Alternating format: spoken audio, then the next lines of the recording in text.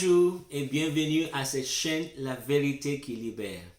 Aujourd'hui, nous aimerions dire quelque chose par rapport à ce qui se passe dans le monde entier. Cette question de racisme. Oui, il faut qu'il y ait un changement. En Amérique, il faut qu'il y ait un changement de système. Ce système qui encourage le racisme, il faut qu'il y ait un changement. Il faut qu'il y ait un changement dans le monde entier. Il faut qu'il y ait un changement également en Afrique. Et c'est là que j'aimerais dire quelque chose par rapport à ça. Mais d'abord, regardons ce que la Bible dit.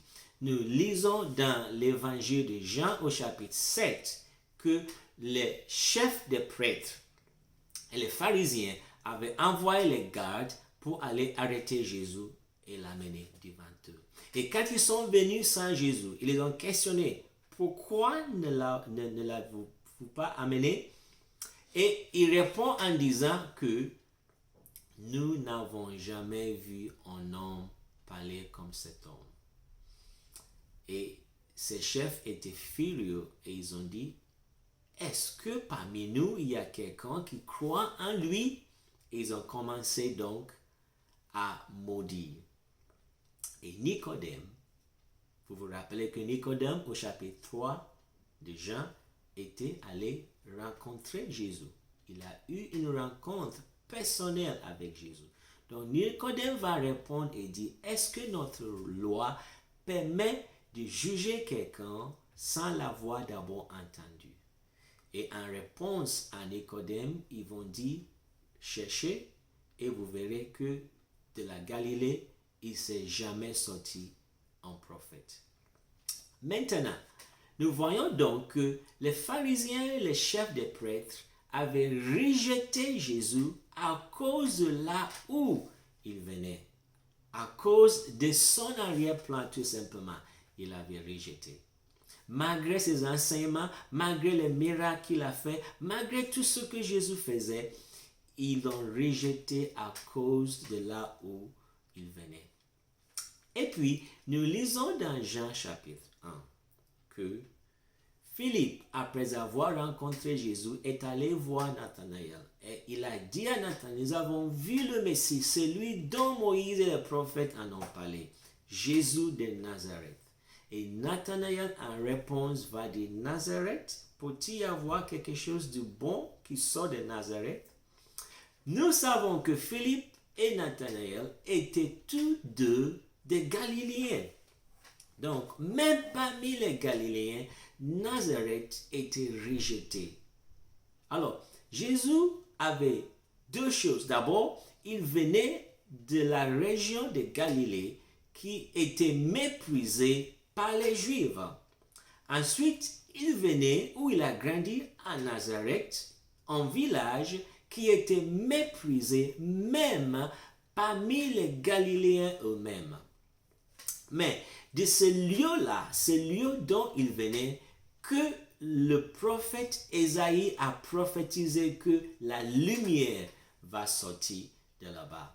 Et Matthieu, l'évangile de Matthieu, en reprenant cette prophétie d'Ésaïe au chapitre 4, verset 15 à 16 de Matthieu, il est écrit, terre de Zabulon et terre de Nephtali, contrée voisine de la mer, au-delà du Jourdain, Galilée des païens, le peuple assis dans les ténèbres a vu une grande lumière. Et ceux qui étaient assis dans le pays et dans l'ombre de la mort, une lumière s'est levée. Quand nous regardons les choses de près, nous voyons que cette terre de Zabulon et Nephtali, à l'époque où Israël était divisé en tribus, selon la terre, était exactement Galilée, là où Jésus a grandi. Donc, cet endroit qui était regardé selon ses écritures, regarde ce qu'il dit, il le peuple assis dans les ténèbres, et ceux qui étaient assis dans le pays et dans l'ombre de la mort. Donc, c'était un pays qui était regardé comme là où les gens sont assis dans les ténèbres et dans l'ombre de la mort. C'est là que Dieu avait dit la lumière allait jaillir. C'est là que Jésus-Christ, la lumière du monde, est sorti. Et quand nous regardons en Afrique, l'Afrique est vue dans le monde comme le continent noir. L'Afrique est vue comme le continent de l'homme de la mort. Même actuellement, pendant ces cas de coronavirus, les gens disaient qu'il y aura beaucoup de morts en Afrique. Ils voyaient l'Afrique comme l'homme de la mort. Mais c'est exactement ce continent qui est vu comme le continent sombre, noir, comme un continent de l'homme de la mort. C'est là que la lumière de l'évangile est en train de jaillir. Les statistiques nous montrent qu'il y a plus de gens qui croient en Jésus en Afrique que tout autre continent dans le monde. Alors, cette lumière de l'évangile n'est pas censée être gardée en Afrique et dans les lieux où c'est connu. Cette lumière de l'évangile est censée aller de là où elle brille dans d'autres coins en Afrique où elle n'a pas encore touché et même dans le monde entier. Des continents comme l'Europe, qui est actuellement le continent le plus sombre, le plus ténébreux par rapport à l'évangile.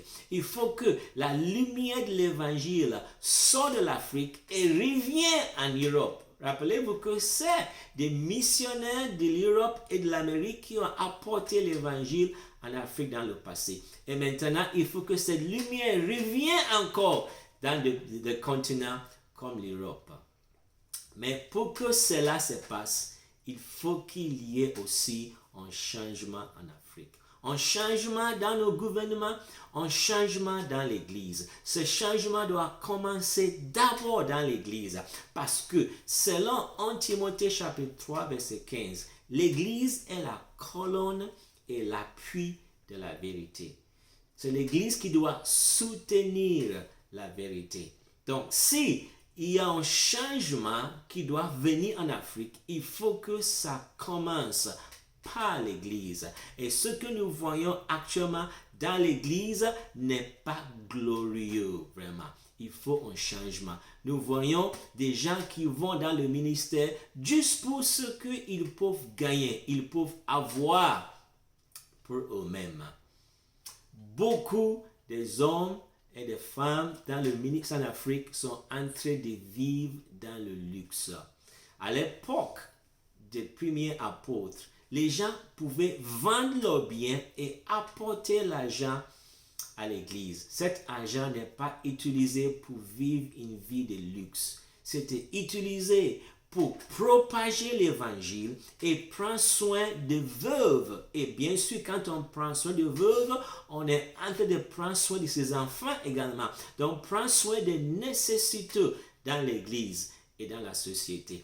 Il faut que cela se passe. Il faut que nos dirigeants d'église en Afrique cessent de vivre que dans le luxe et de voir cette fonds, cette ressource qui est venue à l'église comme un moyen de propager l'évangile, toucher le monde entier et prendre soin des nécessiteux dans nos milieux.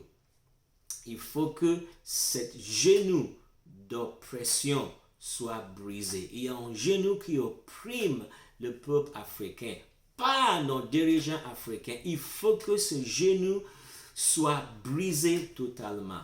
Il faut que ça soit brisé dans nos gouvernements, mais il faut que ça commence par l'Église. Et alors l'Église peut dire au gouvernement d'arrêter cette oppression qui est exercée sur le peuple africain. En réalité, Dieu veut bénir l'Afrique. L'Afrique est dotée de richesses. Dieu veut bénir l'Afrique. Dieu veut que l'Afrique connaisse un progrès économique qui va aussi servir l'Évangile. Mais pour que cela se passe, il faut que l'Église fasse les choses correctement. Et alors, l'Église pour apporter ce changement dans nos gouvernements, dans nos pays. Et les choses vont changer. Et l'Afrique va expérimenter la bénédiction de Dieu. L'évangile, la lumière qui jaillit pour aller et être apportée dans le monde entier, soutenue par l'Église africaine, pour que d'autres continents qui n'ont pas eu l'évangile puissent l'expérimenter également. Prions pour cela. Expérimentons ces changements dans nos églises, dans nos gouvernements en Afrique, pour qu'il y ait vraiment cette lumière qui va partout dans le monde toucher le peuple.